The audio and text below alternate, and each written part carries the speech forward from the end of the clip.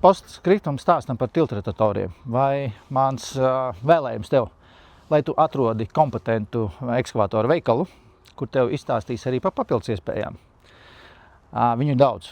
Pieņemsim, piemēram, šis atvērēs standziņas, kas atverās. Tas nav sastāvdaļa, tā ir opcija pa piemaksu, viņa var arī nebūt. Otrkārt, ja tu izvēlēsies cita tipa ātro sakabi, nevis skandināvu S-tipu simetrisko, viņu iespējams nebūs, kur uzlikt. Viņu nevarēs uzlikt pie CV tipa vai citiem sakabi tipiem, to tu precizē.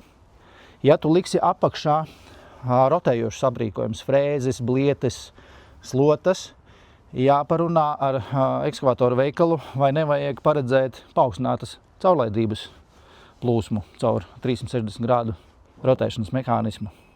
Vēl daudzas lietas. Elektriskajai versijai ir papildus funkcijas, piemēram, ekskavātoru gaitas vadība no joystick pogām. Automātiskās smērēšanas sistēmas pieslēgums arī ir iespējams. Ātrajās sakabēs iebūvēti automātiskie hidrosavienojumi. Tu vari nevienot hidrocaurulis vaļā cieta manuāli.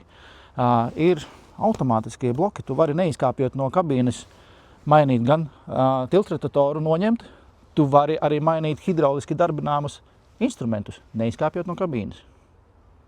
Pielietojot advancētus darba instrumentus apakšā, ir darba rīku atpazīšana. Un kā ķirsītas odziņas, ir vēl ražotāji, kas piedāvā tiltretatorus bezcilindru versijās.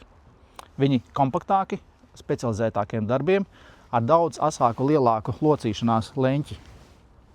Arī tas ir variants. Novēlu tev atrast labu ekskavātoru veikalu ar labu konsultantu. Un mazliet vairāk investējot laiku, izvērtējot, ko tu pēc ietaupīt iespējams daudzus tūkstošus eiro nākotnē. Veiksmi darbos!